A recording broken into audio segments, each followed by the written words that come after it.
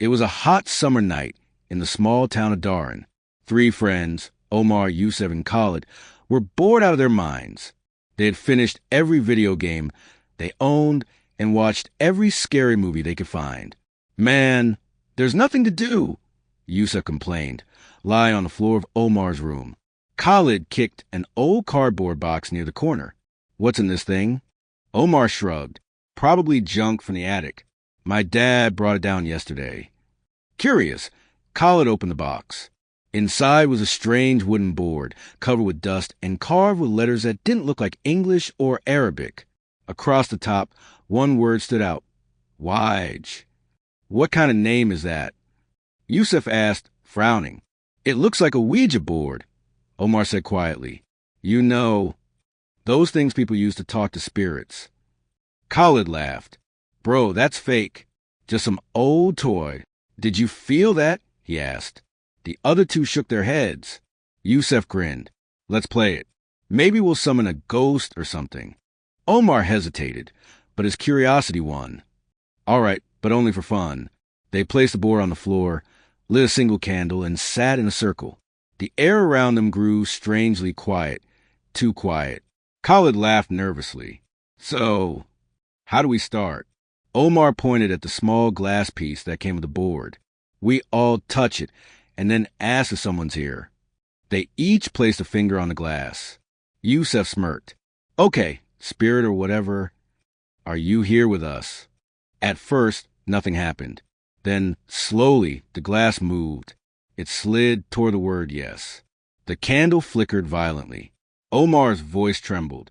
"Guys, did someone just move it?" No one answered. The night had just begun. For a moment, none of them spoke. The tiny glass piece rested on yes, their fingers still lightly touching it. Yusuf forced a laugh. "Okay, good one, Omar. You moved it, right?" Omar shook his head slowly. "I swear I didn't." Khalid frowned. "Then which one of you did?" Silence. The only sound was a low hum of the air conditioner, and even that seemed to fade away. Yusuf tried to keep the mood light. "All right, fine. Let's ask another question. Maybe this thing's got jokes." He cleared his throat and asked, "Who are you?" For a few seconds, nothing happened. Then the glass began to slide again, smooth and steady. "WIJEH," Khalid read it out loud. "WIJEH. Wait. That's the same word written on the board." The candle flickered again, this time as if a gust of wind had blown through the room, but the windows were closed. Omar swallowed hard. "That's enough, guys. Let's stop." But Yusuf, half smiling, said, "Come on, this is getting interesting." Suddenly, 3 knocks echoed from the wall behind them. Knock, knock, knock. They jumped back. The glass piece moved again by itself. "Hello." Khalid's face went pale. "It's answering us." The lights flickered. For just a second, they thought they saw a shadow move across the wall, tall, thin, and watching. Omar whispered, "This isn't a game anymore." The candle went out. Darkness swallowed the room. And from somewhere in the blackness, a deep voice whispered, "You called me." The room stayed pitch black. Only the sound of their breathing filled the silence. Omar fumbled for his phone. "Hold on, I'll turn on a flashlight." Before he could, the candle relit by itself. The small flame flickered wildly, burning blue instead of orange. Khalid whispered, "That's not normal." The board sat between them, the glass piece slowly spinning in circles on its own. Yusuf stared at it, frozen. It's spelling something. They watched as the glass stopped and began to move again. WEH. Omar's voice trembled. "That's the same name again. WIJEH." The air grew colder, their breath visible in front of them. The walls seemed to hum with a low vibration, like a heartbeat. Suddenly, the knocking came back, louder this time. Knock, knock, knock.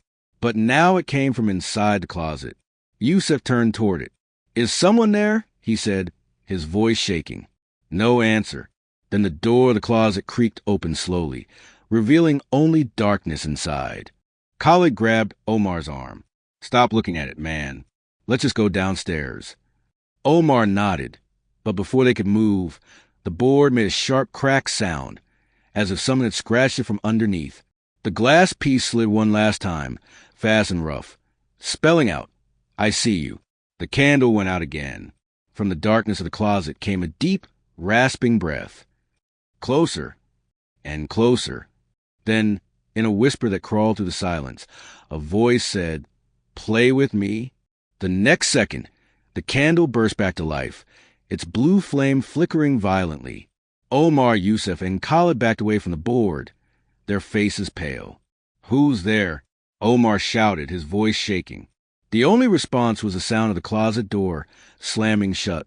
Bang! The floor trembled beneath them. Yusuf stumbled back. Okay, this isn't funny anymore." The glass piece moved again, faster this time. Letters formed one by one. DONTLEAV. Khalid's heart pounded. It's trying to keep us here. Omar's hands were trembling. "That's it. I'm ending this." He reached for the board, but before he could flip it, something invisible grabbed his wrist. He froze, eyes wide. "Guys, something's holding me." Yusuf rushed to pull him away, and suddenly all three of them were thrown backward, as if hit by a strong gust of wind. The candle flew across the room and shattered against the wall. In the faint moonlight coming from the window, they saw it, a tall, shadowy figure standing near the closet. Its shape was human, but its eyes glowed like dying embers. The voice came again, deeper this time, vibrating through the walls. "You called me. Now play." The figure stepped closer, one slow movement at a time. The boys couldn't move, couldn't scream. Then, as suddenly as it came, everything stopped. The shadow vanished. The air went still.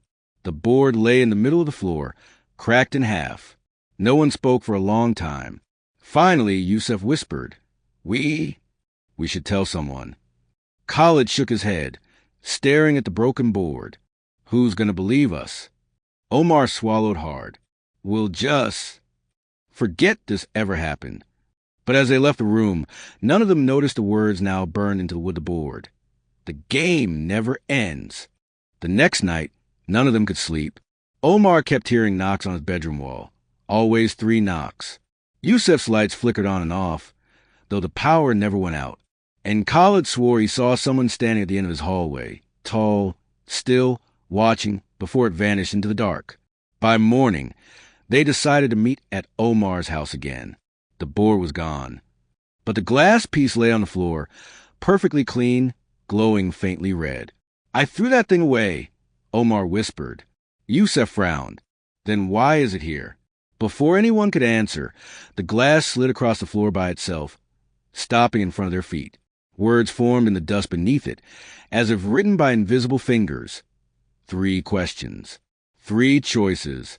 Play or pay. Khalid's voice cracked. "He's still here." The lights flickered again. WIJEH's deep, rumbling voice echoed around them. No source, no direction. "Each of you will answer one truth. Fail, and you stay with me forever." The house went cold. The glass moved toward Omar. Question 1. What are you most afraid of losing? Omar's lips trembled. "My father," he whispered. For a moment, silence. Then the shadow of a man appeared behind him, the same height as his father, and whispered, "Then watch." Omar turned, but there was no one there. The glass shifted toward Yusuf. Question 2. Do you believe in me now? Yusuf's voice shook. "Yes, I do." A long, chilling laugh filled the room. Then it slid toward Khalid. Question 3. Will you play again? Khalid shouted, "No, never again," and grabbed the board's remains from under the desk. "This ends now."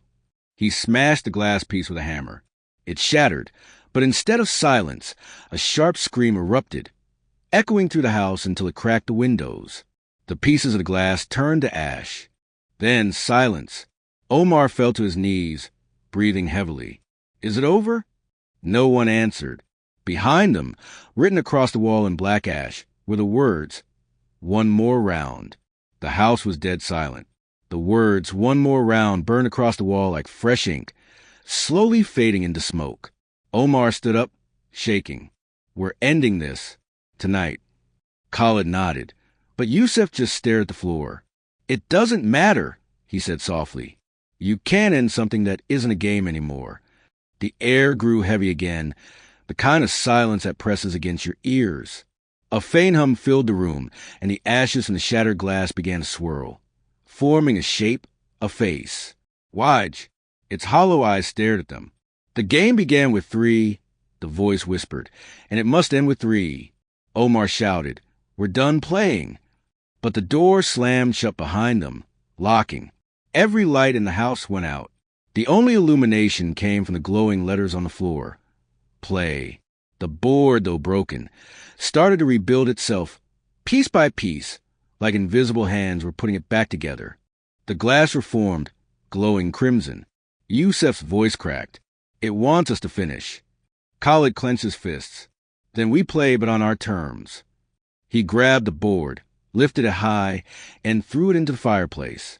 The flames roared, burning brighter and hotter than normal. The 3 stepped back, covering their faces from the heat. WIJEH screamed, a sound that rattled the entire house. The windows shattered, the walls shook, and the air smelled of burning wood and iron. Then silence.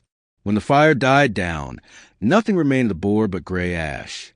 The 3 friends stumbled outside into the cold night air, gasping for breath. For the first time in days, the air felt still, normal. Omar looked at them. "It's over." But Yusuf didn't answer. He was staring at something on the ground, a small glass shard, glowing faintly red. He bent down, picked it up slowly, and whispered, "It's warm." Khalid stepped back. "Drop it, Yusuf." But Yusuf's eyes were empty now, locked on the shard. A faint smile formed on his lips. In a voice that wasn't entirely his own, he whispered, "Your turn."